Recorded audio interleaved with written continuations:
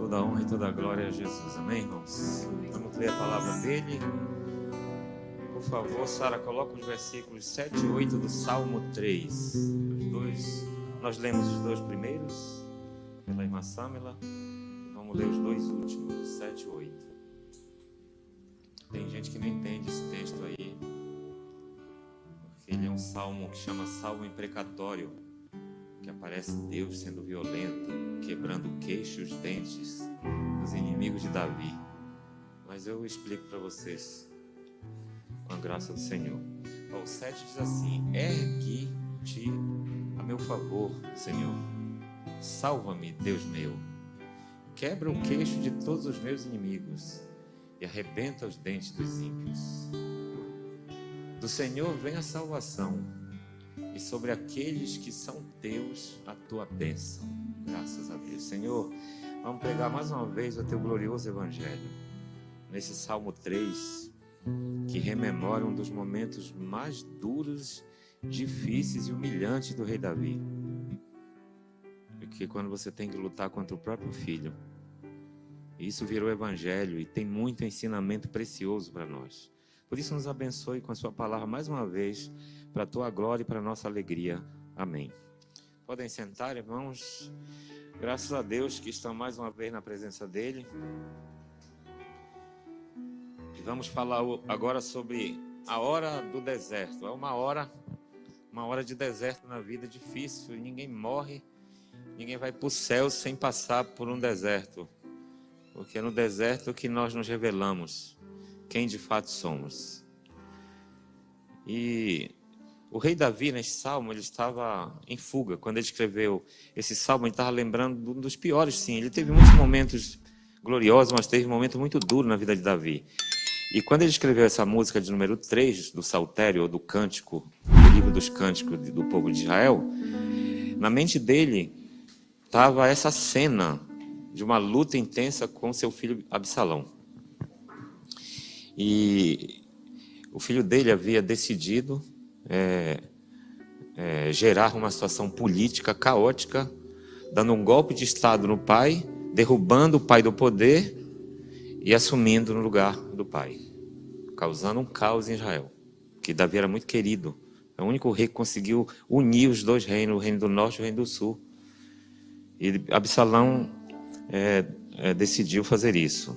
Tá? Ele foi o terceiro filho do rei Davi, Absalão, né? A mãe dele chamava Maaca, e algumas referências a mais, ela era filha de Talmai, essa mãe do Absalão, que era um rei do lugar de um reino chamado Gesur. Então nós estamos falando de pessoas envolvidas com alto poder, são aristocratas, são príncipes, princesas, tudo gente do ponto de vista humano top, né, na lista das grandes revistas. Mas são capazes de fazer coisas inacreditáveis, de sair na página policial.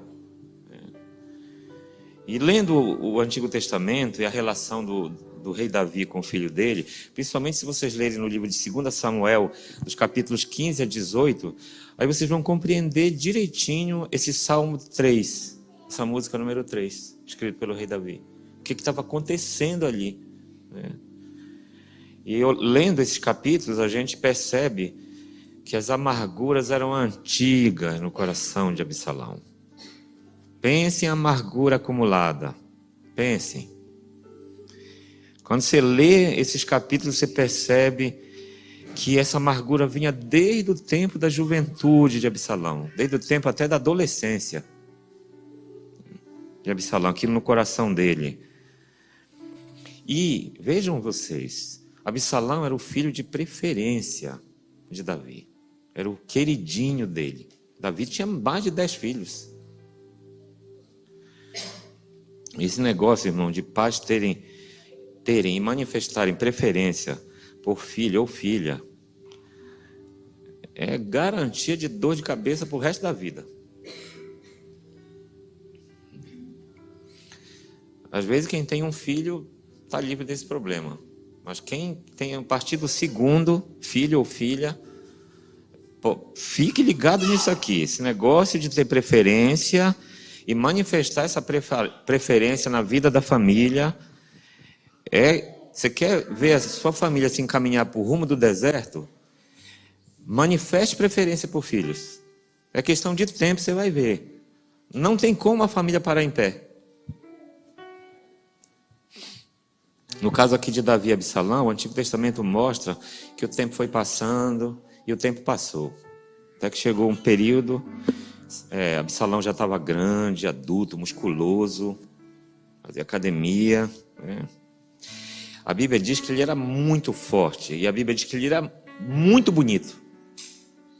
Um dos homens mais bonitos de Israel. Vocês aí, mulheres aí, não aguentariam ver Absalão. E nos nossos dias até alguns homens, né? Muitos homens.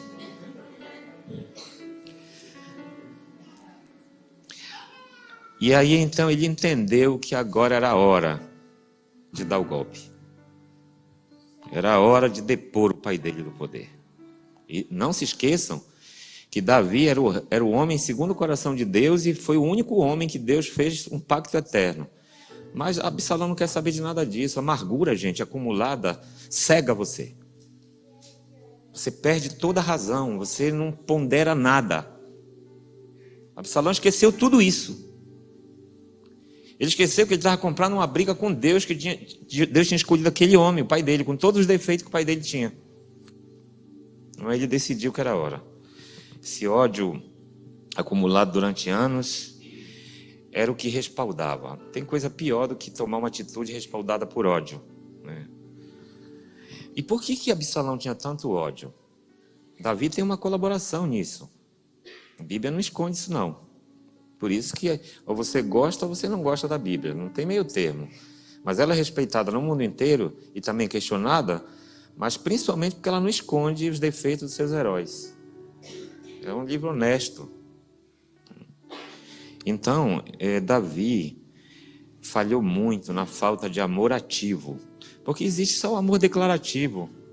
Eu te amo, o pai ama o filho, mamãe eu te amo. Mas às vezes, dependendo da família e do histórico, é só conversa, só gogó. Davi não deu amor ativo a Absalão, conquanto fosse seu filho de preferência. Você não vê na Bíblia Davi dando atenção para Absalão.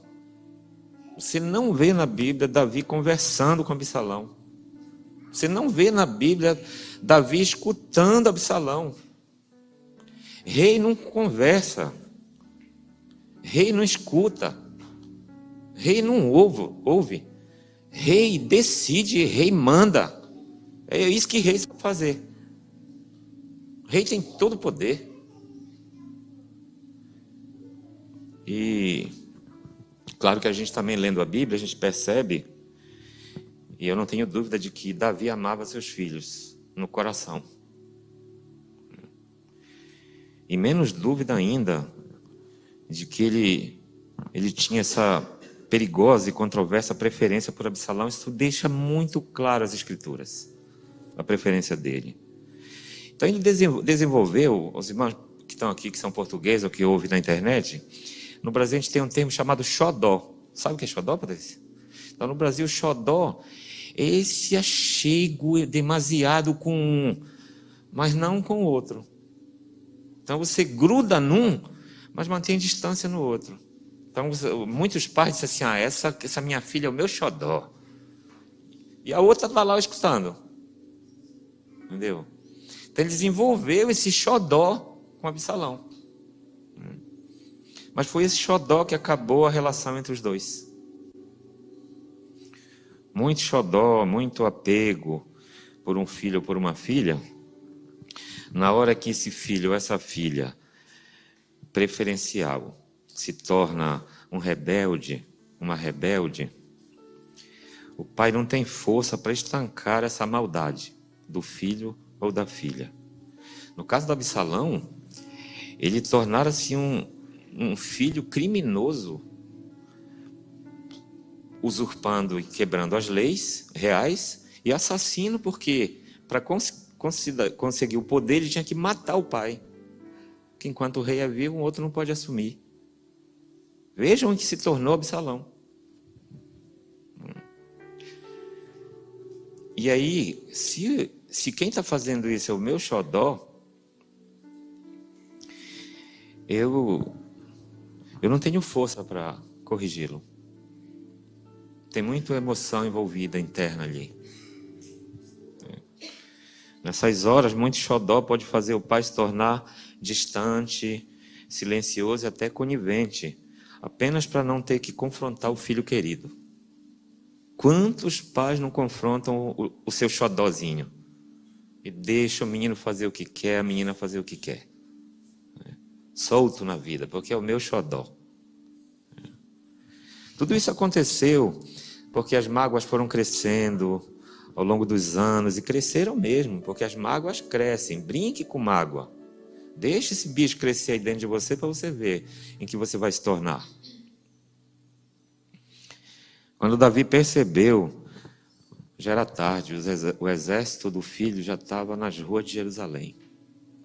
Já estava rodeando o palácio. Só deu tempo de sair por uma porta de segurança e fugir. Não tinha como Davi se ver livre do ataque do filho. Jerusalém seria cercada, Davi seria morto. A sabedoria e a prudência mandavam fugir. Foi o que o rei fez. E essa é uma das cenas que mais me comove quando eu estou lendo sobre Davi na Bíblia. Que eu tenho muito respeito por ele. Eu sempre que falo de Davi, eu lavo bem a minha boca. Entendeu? Porque a maneira como Deus trata Davi, por causa do coração dele, Deus me livre. Então, a Bíblia revela que ele descia andando. Jerusalém fica no alto. Ele teve que descer. Pode alguém recepcionar bem a família que está chegando aí, por favor? Se sentem bem, por favor. Isso. Sejam bem-vindos, viu, irmãs? Amém? Então, aí a Bíblia mostra, nesse momento caótico da vida de Davi, irmã Adriana, Davi descendo, a cidade ficava no alto, né? Jerusalém sempre ficou no monte, né? E ele tem que descer, ele vai descendo, e a Bíblia diz que ele desce descalço, não teve tempo nem, de como diz a Regiane, de calçar um sapato. Tão dramática que era a situação. Aí ele vem descendo, porque o verbo descer para um rei não é à toa que está na Bíblia, quando a Bíblia diz que ele veio descendo. Para quem era top, para quem era o rei, para quem morava lá na cidade de luz. Paris é conhecido como uma cidade de luz, da luz, né? Cidade luminosa. Né? Ele vem descendo, descalço, diz a Bíblia, cabisbaixo e chorando. Ele desce, chorando. Uma cena realmente dramática. Uma pessoa tão emblemática e famosa na história da humanidade, que é o rei Davi.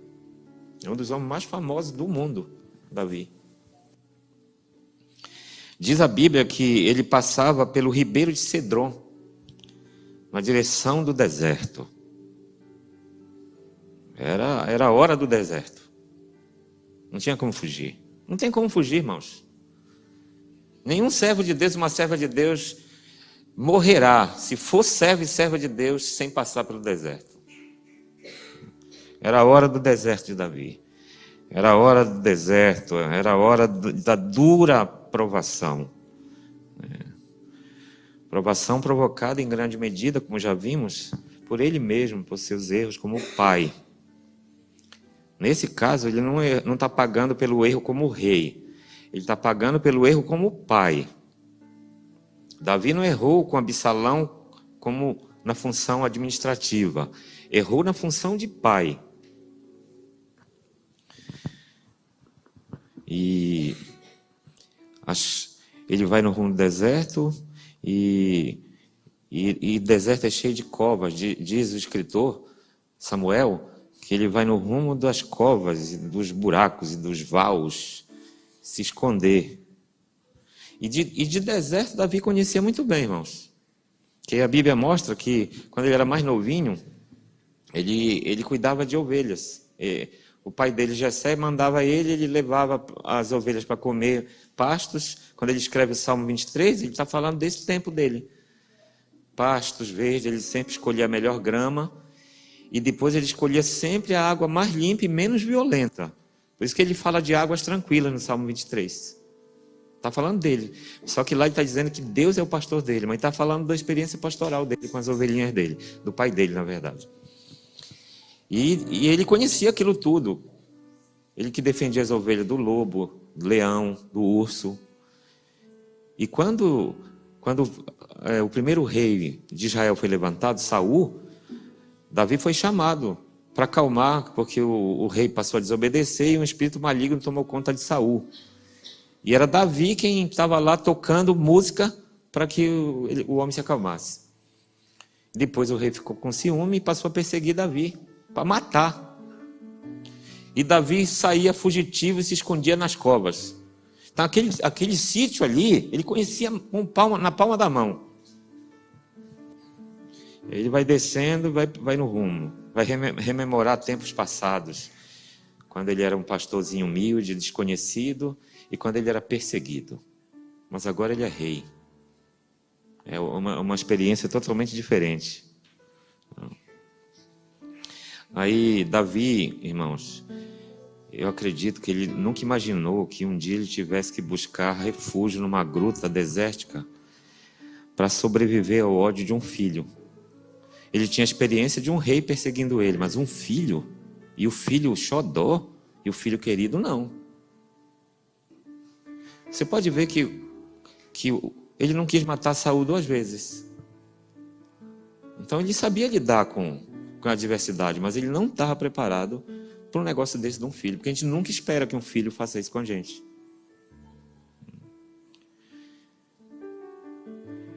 Foi quando então ele escreveu esse Salmo 3, depois que passou, muitos anos depois, ele resolveu esse problema. Ele escreveu o Salmo 3. Vamos ler o Salmo 3? Foi nesse momento de tensão, quando ele está entrando no deserto. Décadas depois ele lembrou. Vamos lá, Sara? E o Salmo 3. Leiam comigo. Vamos lá. Senhor, como se avoluma o número dos meus opressores, numerosos os que se rebelam contra mim. São muitos os que dizem a meu respeito, olha aí, Deus jamais o socorrerá. Mas tu, Senhor, és o escudo que me protege, minha glória e o que me ergue a cabeça.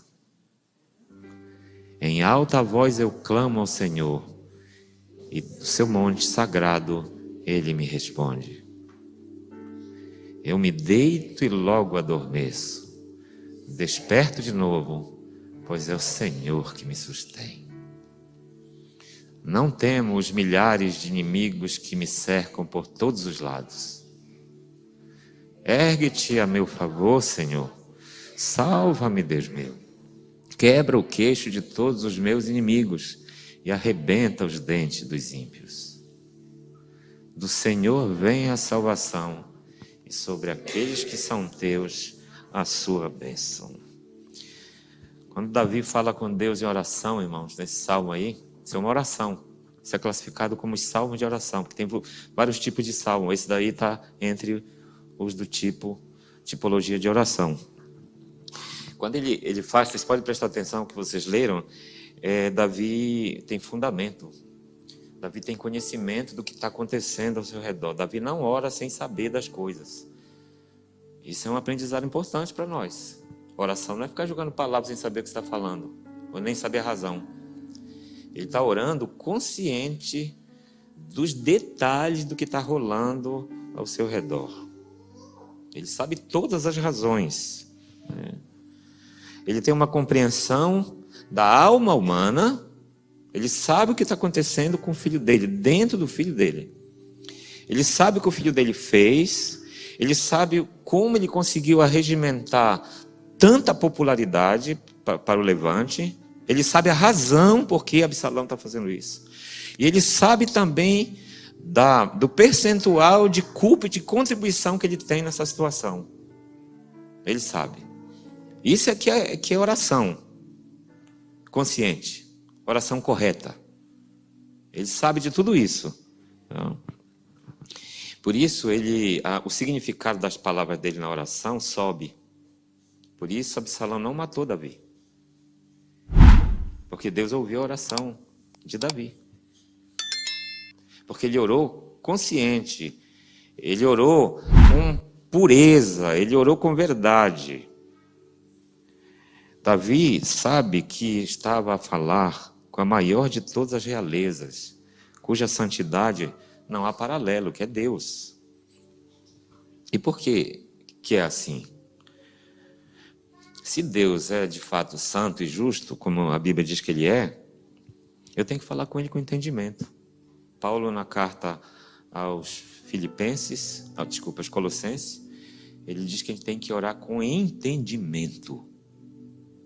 Com entendimento. Tiago diz assim: vocês não sabem orar como convém. Os apóstolos pediram: Senhor, ensina-nos a orar. É preciso sabedoria para orar, irmãos. Nós não estamos conversando com qualquer pessoa, com um padrinho nosso. Nós estamos conversando com a maior das realezas. Se eu tivesse a chance de conversar com o presidente de Portugal, certamente que eu escolheria as palavras, o assunto, treinaria. Assim como se eu fosse falar com o mendigo, eu treinaria para falar com ele, que é outra vibe. Davi tinha essa consciência. Falou com entendimento do que estava acontecendo, e o Salmo 3 revela bem isso. Ele faz uma avaliação realista, e isso foi suficiente para o rei saber o que havia em redor dele. E o que havia em redor dele? Muitos e numerosos inimigos contra. Ele disse assim: eu estou ferrado. Se depender de mim, acabou. É muitos inimigos contra mim. Ele sabia a dimensão das forças contrárias a ele. E sabia do ânimo desses inimigos. Ele sabia o que os inimigos pensavam dele. E o que os inimigos pensavam de Davi? Acabou. Ele não terá mais a bênção de Deus. Dessa vez, Deus não livra ele. Quero ver Deus desatar esse nó que nós armamos contra ele. Nós cercamos ele. Nós cercamos a cidade. Dessa cilada ele não sai. Nem Deus livra ele. Pois eles diziam isso. E Davi sabia disso. Davi tinha essas informações todas. Ele não ora sem informação da realidade. Pense se fosse você. Ter que fazer uma leitura realista dos fatos e você ter que constatar que não é pouca gente que não gosta de você. Aonde você vai, sempre vai ter um espetando você. Pense nisso. Você tem que admitir isso, reconhecer que você, em determinada medida, também contribuiu para isso. Você pensa que é fácil reconhecer que muita gente não gosta de mim, mas que eu estou contribuindo para isso? Que eu tenho a minha parcela de culpa nisso? Isso é um exercício muito difícil, principalmente do cristão admitir, porque o cristão, ele já é assim levado a achar que está sempre certo, porque ele tem Deus na vida. E que Deus vai resolver todos os problemas para ele, portanto ele não precisa fazer esses exercícios dolorosos. Mas Davi faz, Davi nos ensina que é preciso fazer isso. Ele tinha todas essas informações, ele coloca tudo em 8 versículos. E se você não acredita que ele tinha todas as informações sobre ele próprio, que ele tinha culpa, leia o Salmo 51. Se você ler o Salmo 51, você vai entender que ele tinha uma consciência profunda da contribuição dele naquela situação, com Absalão. Ele sabia do que o seu adultério com Betseba havia, de certo modo, rasgado parte daquela mística carismática que ele tinha com o povo de Judá, de Israel, mais especificamente de Judá e mais ainda especificamente o povo que morava na cidade de Jerusalém, que conhecia o dia a dia de Davi. Conheciam Betseba, conhecia Urias, o marido dela, que era general de Davi. Aquela mística de Davi já tinha caído bastante, ele já não gozava nesse tempo de todo o respeito como no início. E os filhos estavam vendo tudo isso. E vocês não vão ver Davi chegando com os filhos, dizendo assim: meus amores, pai errou, pai pecou, pai fez coisa feia, pai pede desculpa. Não imitem papai nisso. Você não vai ver Davi fazendo isso. Foi um período muito conturbado da vida do rei. Olhe para você, se você não tem essas coisas dentro de você também. Quantas vezes eu não tive que ter vergonha de mim mesmo? E ele sabe disso, dos meus momentos, só eu e ele. Quando honestamente você olha para dentro de você, do que está passando por dentro de você, que você está pensando, sentindo, querendo fazer. Davi tinha essa consciência, né? Depois houve uma sucessão de tragédia na família desse rei, gente. Um irmão violou a irmã, aí esse Absalão veio e matou o irmão. E Davi não falou nada, um problema, ele teve que fugir para outra cidade de refúgio. Depois teve que trazer de volta, porque um dos funcionários do exército convenceu ele, Joabe. Olha, um problema que foi destruindo a família de Davi. Como rei, Davi é top. Como pai, me ensina muito. Como não fazer com a minha mulher e com meus filhos. Como não ser. Mas ao dizer isso de Davi, eu tenho que dizer assim, que ninguém também, na face da terra, porque Jesus a gente não compara, ele é homem também, Deus. Ninguém tem um coração, e nem terá, como o de Davi. Que quando foi confrontado, confessou, admitiu. E isso virou música, virou evangelho. Davi, o homem segundo o coração de Deus. Então, ao decidir fugir ao deserto, Davi prova ter compreendido a gravidade e o arrependimento dos seus pecados, que são, como eu disse, confessados no Salmo 51.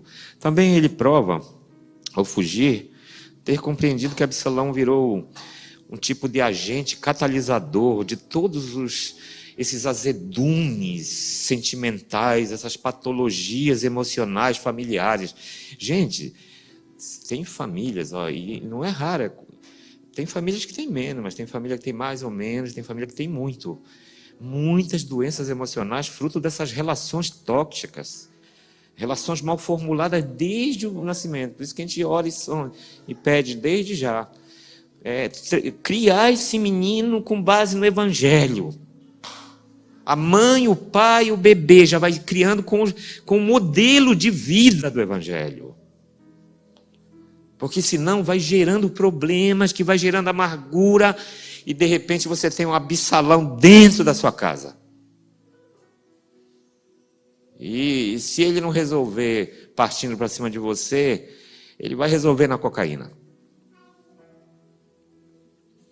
E uma hora ele resolve do 25º andar. Não brinque com isso não. A vida está aí para nos ensinar. E para concluir, eu vou mostrar para vocês aqui que Davi, ao ver o número do povo que estava a apoiar o seu filho contra ele, ele percebeu que os inimigos estavam convictos de que ele estava derrotado. Era muita convicção do lado de lá. E o argumento falsamente piedoso dos que se levantavam contra ele era de que em Deus não há salvação para Davi. Davi está perdido. E ao crerem e dizerem tal asneira, os inimigos de Davi, liderados por seu filho predileto, perderam a guerra antes dela começar. Deus te livre de você abrir sua boca e dizer que tal pessoa não tem salvação. Guarde-se disso. Você não é Deus. Deus não te deu esse direito. Nem a você e nem a mim. Pois os inimigos de Davi tiveram essa ousadia. Eles disseram: não há salvação para Davi. O que eles não sabiam era que quando Davi pecou, a vida íntima dele com Deus estava intacta. Leiam a Bíblia. Me mostre um versículo que diga que quando Davi pecou, Deus disse: tu está condenado. Houve uma quebra de comunhão, com certeza. Mas não de condenação eterna. Porque aí dependia de como Davi reagiria à chegada de Deus por meio do profeta Samuel. Isso os inimigos de Davi, diaconisa de Leide, não conheciam desses entendimentos espirituais. Eles não sabem. Eles sabem ler a revista do dia, eles sabem ler no portal da internet, mas eles não conhecem das coisas de Deus. Eles não sabem da relação íntima que Davi tem com Deus. Eles querem ver aparecer um homem sendo rei. Assim, Sérgio, ó, sair andando descalço, chorando, arrependido. Eu contribuí com isso. Eu estou perdendo meu filho. Eu não conversei com ele. Eu não dei afeto para ele. Eu só mandei. Eu não abracei. Eu não quis participar dos problemas dele. E aí sai correndo, descalço, chorando. Nas cavernas ele conseguiu arregimentar um novo exército. Voltou, cercou Jerusalém, Absalão se viu em apuros, fugiu. Na caminhada, o cavalo dele era um pouco alto, ele era alto, bonitão, tinha um galho de árvore baixo, um tronco assim. Ele não prestou atenção direito. Quando ele abriu o olho, o braço da árvore abraçou ele. Ele ficou pendurado na árvore. O funcionário de Davi chegou do exército e viu Absalão morto. Correu para Jerusalém e avisou a Davi. Davi corre. Quando vê o filho, está lá no texto em hebraico, é muito louco isso. Ele grita: Absalão, Absalão, Absalão. Meu filho Absalão, meu filho Absalão. Tenho a impressão que ele ficou gritando isso 1 hora sem parar. E nada consolava Davi. Você perdeu o seu filho querido, meu amigo, dessa forma. Não é brincadeira. Tem que lavar a boca para falar de Davi. Que a vida dele, até quando ele erra, é cheia de ensinamentos. É impressionante como ele consegue virar o jogo. Sabe por quê, irmão, que ele vira sempre o jogo? Porque esse homem é o homem que eu conheço que mais teme a Deus dos que eu conheço. O respeito que Davi tem por Deus e o temor que Davi tem por Deus é, de fato, uma coisa destacada no Evangelho. Então, atenção, as aparências de sofrimento, quando você vê um servo, uma serva de Deus, que procura sempre fazer o que é certo, quando você vê essa pessoa sofrendo, esse sofrimento não está revelando tudo, não. Porque se você julgar pela aparência, por uma pessoa estar sofrendo muito, por muito tempo, você é tentado a dizer: pô, não é possível, pá. Não sei o quê, pá, não é crente, que não sei o quê, pá. Aí começa a falar bobagem, falar asneira. Ah, gente, sofrimento e lágrima, acabamos de estudar uma lição bíblica. Faz parte da vida. Se você visse Davi aqui desesperado, você diz: esse cara não é crente. Ele grita aqui. Então, quando vocês verem uma pessoa séria sofrendo, isso não quer dizer nada assim de definitivo. Isso só está revelando que é uma pessoa humana e que ele também tem um Deus, se ele for um crente. Não significa que Deus o abandonou ou que Deus decretou um momento eterno e definitivo de sofrimento, de dor e de tristeza. Ele é apenas um homem, como tal, passa por lutas, humilhações, inclusive situações dramáticas como essa.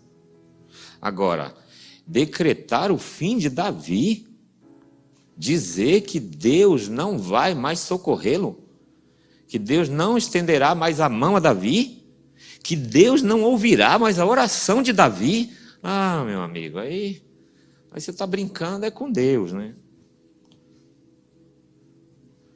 Põe aí o versículo 3 para a gente ver se Davi... Qual era a convicção de Davi? E aí depois eu já vou para a conclusão. Olha aí. Vamos ler o versículo 3, ó. Senhor, o 3, isso. Mas tu, Senhor... Olha a convicção de Davi. Um momento duro. Vai, leia.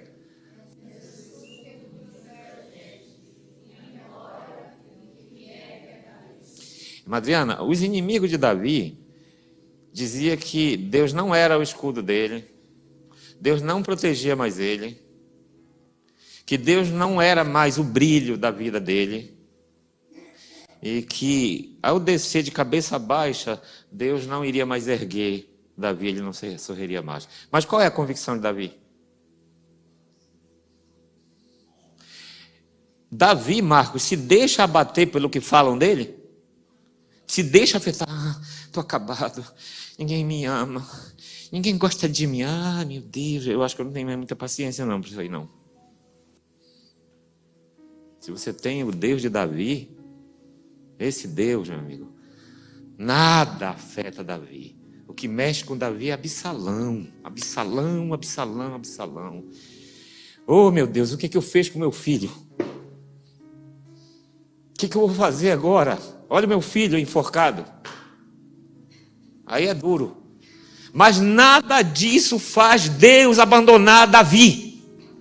Nem mesmo isso faz Deus se afastar de Davi. Deus está com Davi. Eu concluo dizendo, então como é que se vence quando a vida está no deserto? Porque Davi está no deserto nesse momento. Davi está nas covas. Resposta, com confiança. É essa confiança aí. Esse é um bom exemplo que ele deixou para a gente no momento de caos da vida dele. Mas qual a confiança ou qual a razão dessa confiança? Seria autoconfiança, irmãos? Claro que não. Davi não temia seus perigosos e assassinos inimigos baseado em sua autoconfiança, mas sim porque ele confiava em Deus.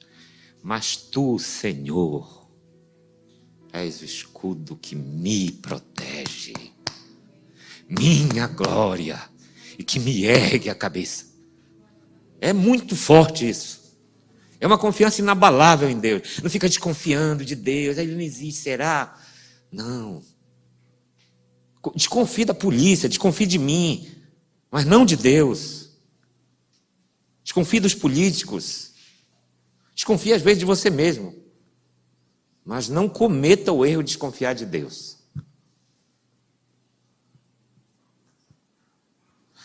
Quando você tem essa confiança, olha o que acontece contigo. Vê o versículo 5. Agora é com vocês.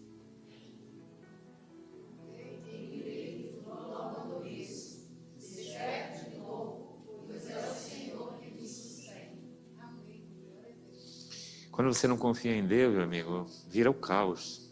E não tem problema nenhum de ir para o médico, tomar remédio, fazer a psicoterapia, que isso é bênção de Deus, segundo a Bíblia. Mas, meu amigo, mesmo no meio do caos, quando você tem confiança em Deus, você deita e dorme. Por que você deita e dorme? Porque o Senhor te sustenta e te guarda à noite. Vocês podem glorificar a Deus? Vocês confiam nesse Deus, irmãos? No caos, meu amigo. Meu filho morreu, Renata. Eu contribuí para essa tragédia. Mas o meu coração está dilacerado, despedaçado. Eu quero acertar com Deus. O que eu vou fazer para acertar? Só tem um jeito. Voltar-se para Deus, confiar em Deus, pedir perdão. Ele escreveu outra música 51, confessa todo o pecado dele, diz que Deus é justo em punir, pede para Deus não retirar o Espírito Santo dele. Ele faz coisas impressionantes. E no final, ele tem uma visão, ele conclui com algum outro ensinamento importante para a gente concluir. Ele sabia que ele não precisaria, nesse caso, de espada, porque ele não teria condição. Então ele teve uma visão de um ringue.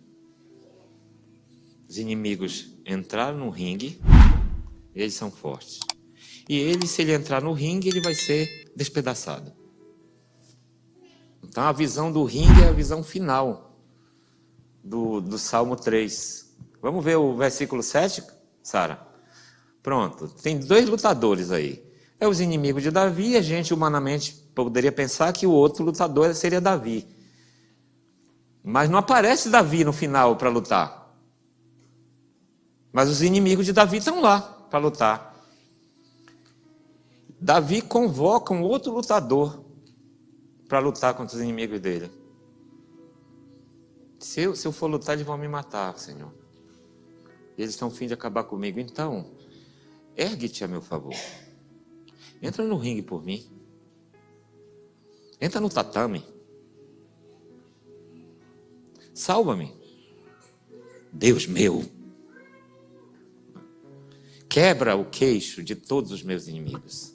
Vocês já viram luta de boxe? Tem um golpe, chama upper, que o boxeador dá por baixo assim, ó, tum, no queixo. Já era. Se pegar de baixo para cima. Essa figura de linguagem está dizendo que o ódio era assassino, eles iam matar Davi. Então Deus diz assim, entra e faz justiça a eles. Quando diz quebra os dentes deles, assim, eles estão rindo de mim. Quando o Davi diz assim, quebra os dentes dele, ele está dizendo assim, tira o sorriso deles. Não deixa eles rirem de mim, porque eu confio em ti. Eles estão dizendo que tu não é mais o meu Deus. Eles estão dizendo que tu não gosta mais de mim. Só porque eu pequei. Eles estão dizendo que o Senhor só gosta de gente certinha. Ele está dizendo que quando os seres humanos erram, o Senhor mata na hora. Que o Senhor não é misericordioso, que o Senhor não é bondoso.